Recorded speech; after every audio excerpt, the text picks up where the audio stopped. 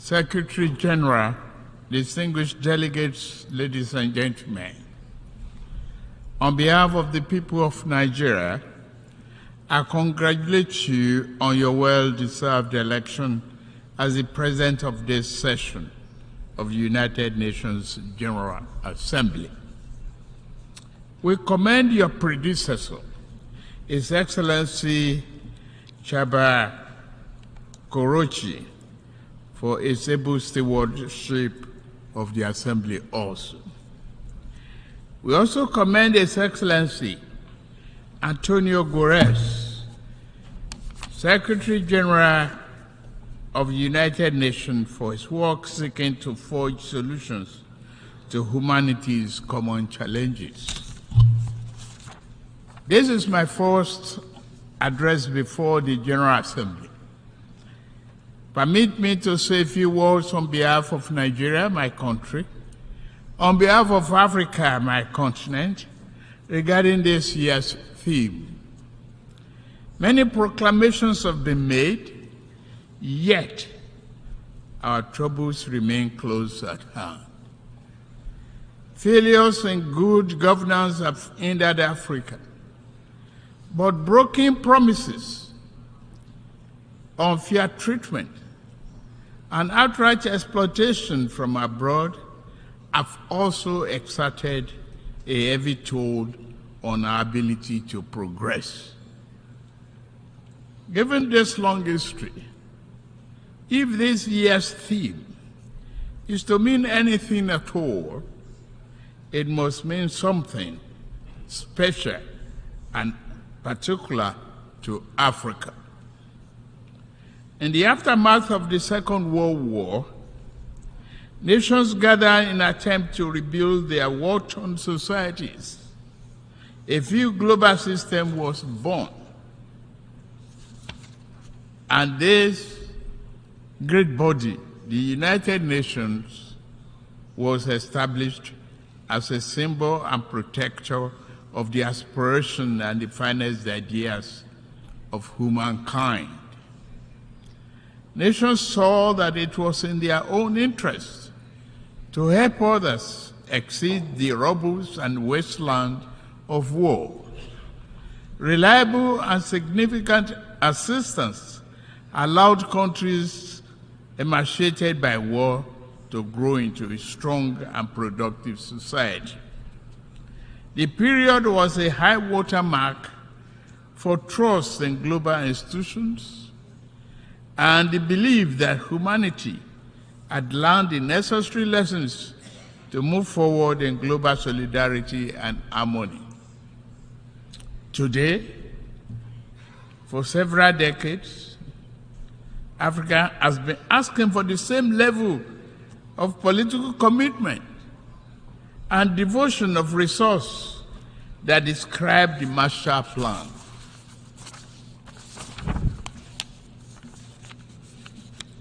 We realize that underlying conditions and causes of economic challenges facing today's Africa are significantly different from those of post-war Europe.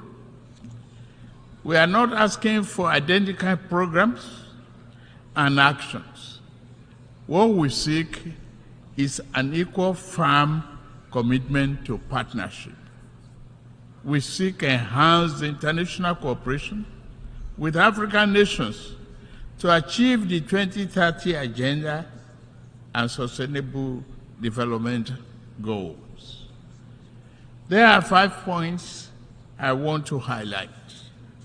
First, if this year's theme is to have any importance at all and any impact, global institutions, other nations, and their private sector actors must see Africa as a development priority, not just for Africa, but in the interest of us all as well. Due to both long-standing internal and external factors, Nigerians and Africa's economic structures have been skewed to impede development, industrial expansion, job creation, and the equitable distribution of wealth. If Nigeria is to fulfill its duty to its people, I know, and the rest of Africa, we must create jobs and the belief in a better future for our people. We are pushing for that. We must also lead by example, and we are doing so, to foster economic growth and investors' confidence in Nigeria. I remove the costly and corrupt fuel subsidy while also discarding a noxious exchange rate system in my first few days in office. Other growth and job-oriented firms are in the wings. I'm mindful of the transient hardship that reform can cause. However, it is necessary to go through this phase in order to establish a foundation for durable growth and investment to build the economy our people deserve. We welcome partnership with those who not mind seeing Nigeria and Africa assume larger roles in the global community. The question is not whether Nigeria is open for business. The question is how much of the world is truly open to doing business with Nigeria, and how African is an equal, mutually beneficial manner. Direct investment in critical industries, opening airports to a wider range and larger quantity of African exports, and meaningful debt relief are important aspects of the cooperation we seek. Second, we must affirm democratic governance as the best guarantor of sovereign will and well-being of the people. Military coups are wrong, as in any titled civilian political arrangement that is, will perpetuate injustice. The wave-crossing part of Africa does not demonstrate favor towards coup.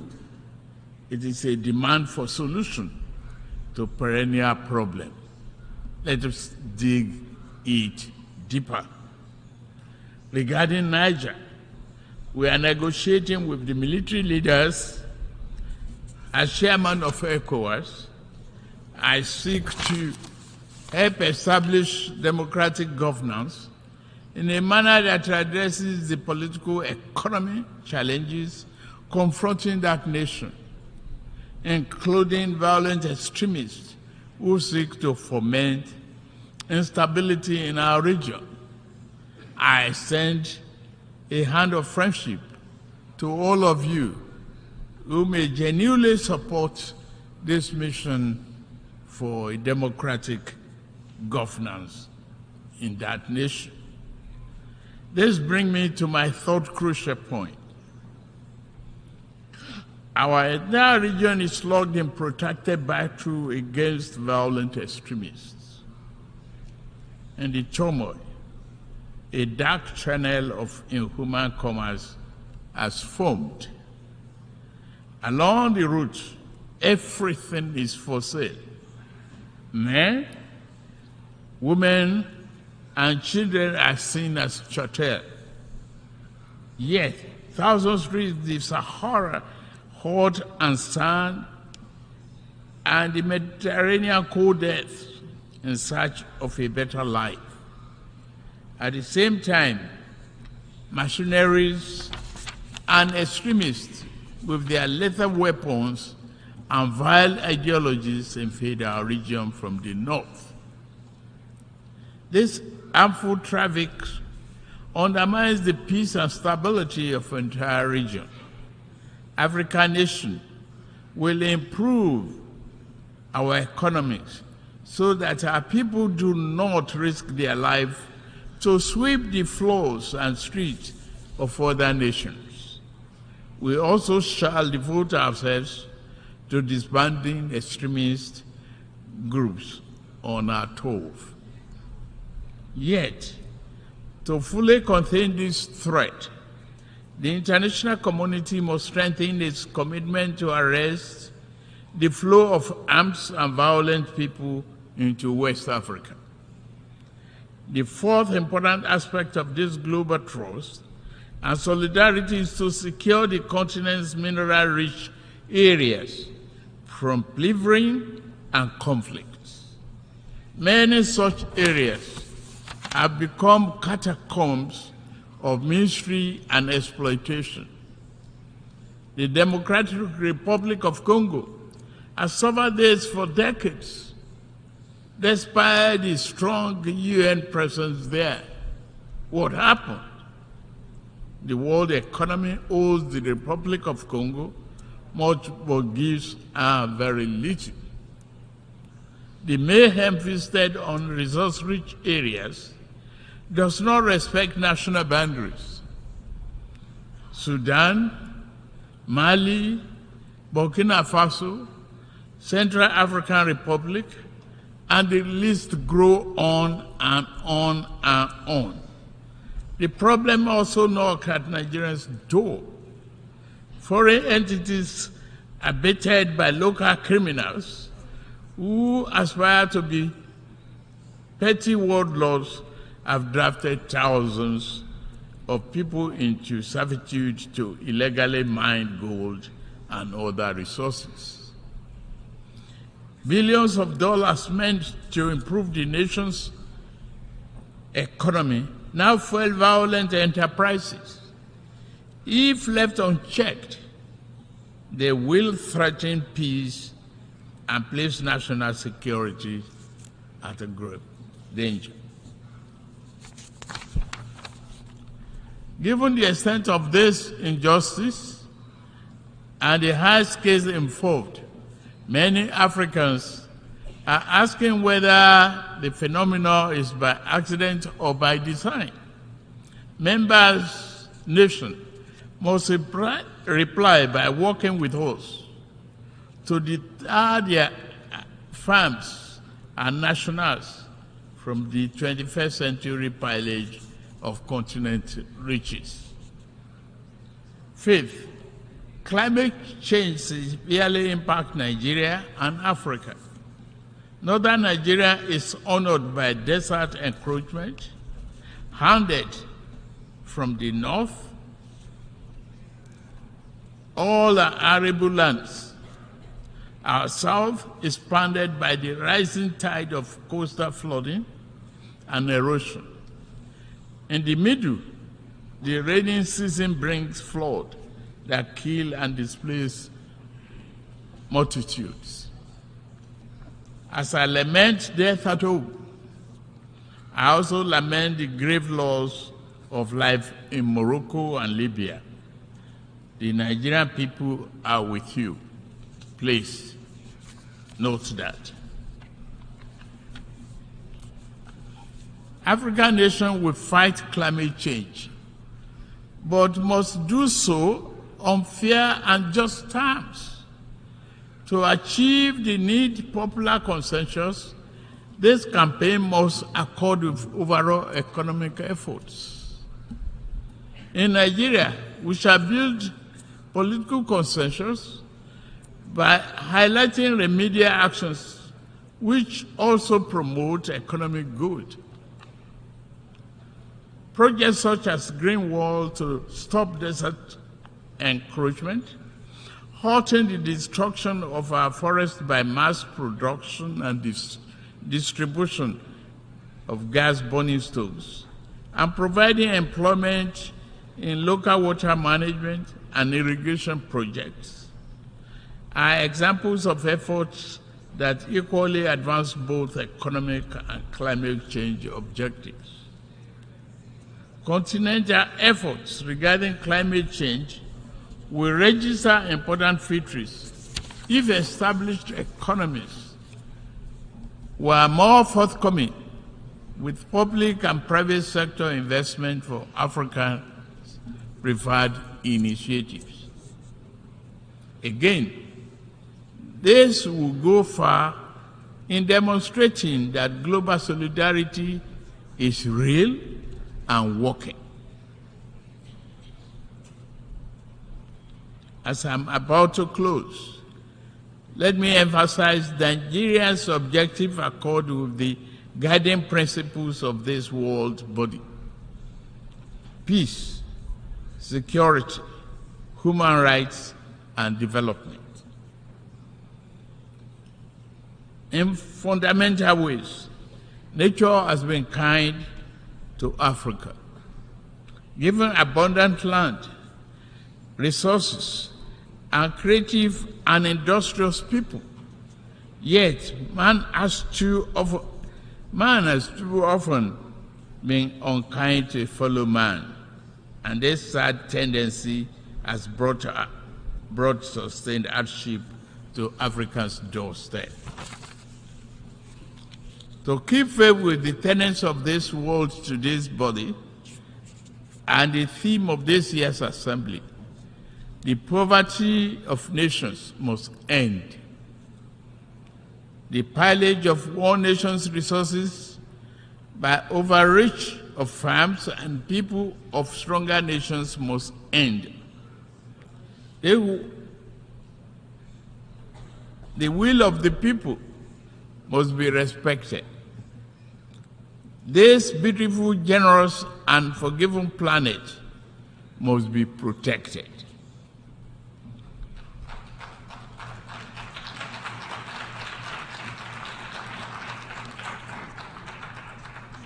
As for Africa, we seek to be neither appendage nor patron. We do not wish to replace old shackles with new ones. Instead, we hope to walk the rich African soil and live under the magnificent African sky, free of the wrongs of the past and clear of the associated encumbrances.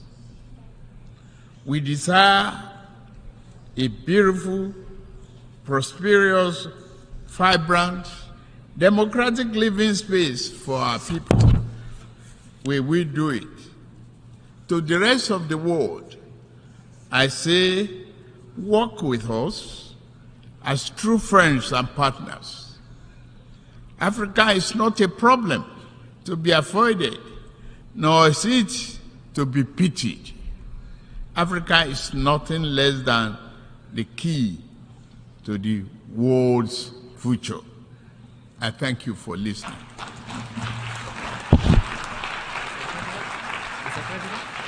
De l'Assemblée générale, je tiens à remercier. On behalf of the General Assembly,